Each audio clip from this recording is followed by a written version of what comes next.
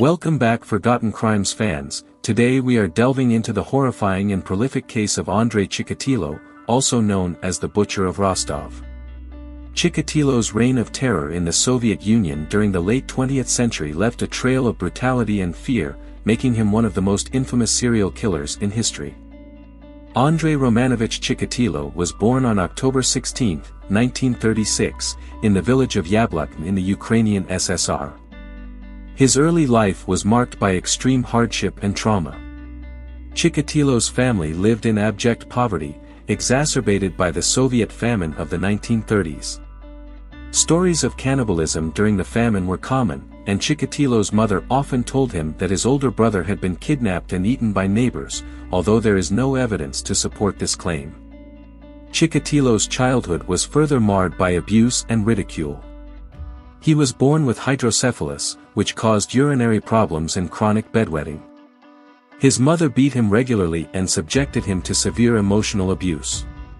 At school, Chikatilo was bullied for his shy demeanor and physical ailments. Despite these challenges, he was a bright student and developed an interest in literature and politics. In his late teens, Chikatilo discovered he was impotent, which deeply affected his self-esteem and relationships with women. He attempted to join the Soviet army but was rejected due to his health issues. Instead, he attended the University of Rostov-on-Don, where he studied Russian literature and eventually became a teacher. However, his career was plagued by allegations of sexual misconduct towards his students, leading to his dismissal from several positions. Chikatilo's criminal activities began in the 1970s, but it wasn't until the early 1980s that his murder spree intensified. His first known murder occurred in 1978 when he lured a 9-year-old girl, Yelena Zakotnova, into an abandoned house. He attempted to rape her but failed to achieve an erection. In a fit of rage, he strangled her and mutilated her body. Despite leaving behind evidence, including blood and semen, the police arrested and wrongfully convicted another man, Alexander Kravchenko, who was later executed for the crime. Over the next decade, Chikatilo continued his killing spree, targeting young women, girls, and boys. His modus operandi involved luring victims to isolated areas, where he would attack, sexually assault, and mutilate them.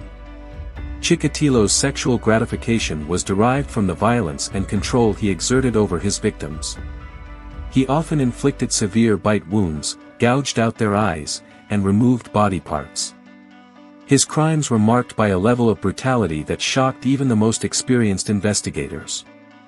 The Soviet authorities initially struggled to solve the case due to a combination of factors, including bureaucratic inefficiency, lack of resources, and the secrecy surrounding crime statistics in the USSR. The police conducted extensive investigations, but Chikatilo's ability to blend into society and his careful selection of victims made him a particularly elusive target. The wrongful conviction and execution of Kravchenko also hampered efforts to catch the real killer.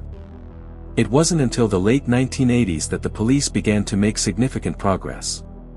A new forensic approach, combined with the lifting of some bureaucratic constraints, allowed investigators to link the murders through similar patterns and evidence.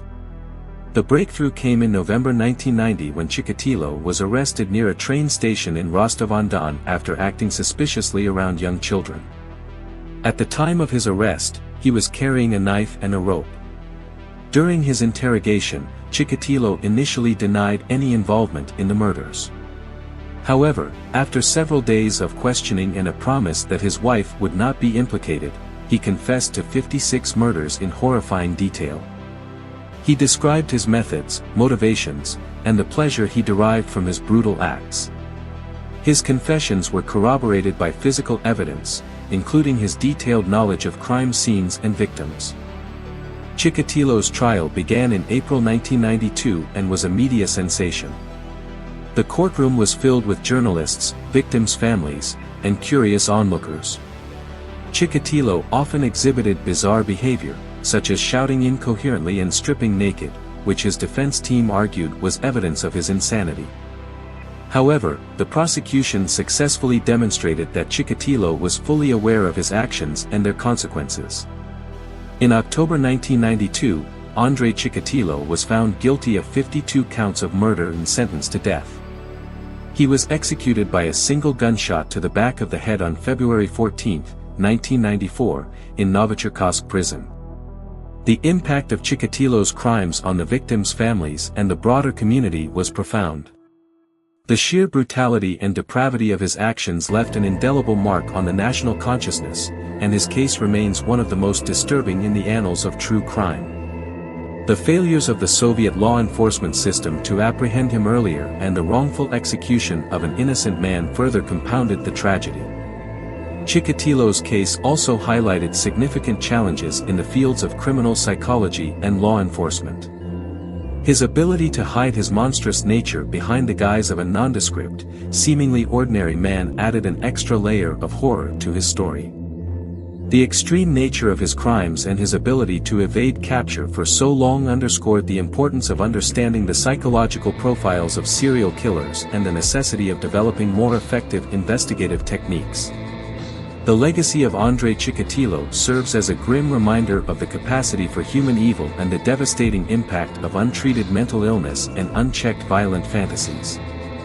His story continues to be a subject of fascination and study for criminologists, psychologists, and law enforcement professionals, providing valuable insights into the nature of serial killers and the complexities of criminal behavior. Chikatilo's background and early life provide some insight into the development of his disturbing behaviors. His experiences of abuse, neglect, and bullying in his formative years likely played a significant role in shaping his violent tendencies. The profound impact of his traumatic childhood, combined with his sexual dysfunction and social isolation, created a dangerous combination that ultimately led to his horrific actions. Throughout his criminal activities, Chikatilo exhibited a meticulous and chillingly methodical approach to his murders. He often targeted vulnerable individuals, using his knowledge of human behavior to manipulate and control them. Once in his grasp, his victims were subjected to unimaginable violence, with Chikatilo seeking to assert complete dominance over them. His ability to evade capture for so long speaks to his cunning and manipulative nature. Chikatilo's capture and trial were a turning point in the public's understanding of the depths of human depravity. The detailed confessions and evidence presented were both horrifying and illuminating, offering a rare glimpse into the mind of a prolific serial killer. The trial itself was a media spectacle, drawing widespread attention and leading to significant public discourse on the issues of criminal psychology, law enforcement, and the media's role in such cases. The legacy of Andrei Chikatilo's crimes extends beyond the immediate horror of his actions. It has led to important changes in how law enforcement and society at large approach issues of serial killers, mental health, and the treatment of individuals with severe psychological disturbances. The failures that allowed Chikatilo to continue his killing spree for so long have prompted reforms aimed at preventing similar tragedies in the future. The Andrei Chikatilo case also highlights the complex nature of criminal pathology and the interplay between environmental and psychological factors in the development of violent behavior. While Chikatilo's actions were undoubtedly monstrous, understanding the factors that contributed to his crimes is essential in developing effective prevention and intervention strategies. In reflecting on the life and crimes of Andrei Chikatilo, it is crucial to remember the victims and the suffering caused by his actions. The random and senseless nature of his violence shattered the lives of many families and left communities grappling with the aftermath of unimaginable horror. While Chikatilo himself has become a symbol of evil, the true tragedy lies in the innocent lives that were lost and the enduring pain of those who survived. Thanks for joining us on this episode of Forgotten Crimes. We love diving into the world of true crime, exploring the stories that grip the world and uncovering the details that make these cases so fascinating. If there's a case you're curious about or if you have any thoughts to share, let us know.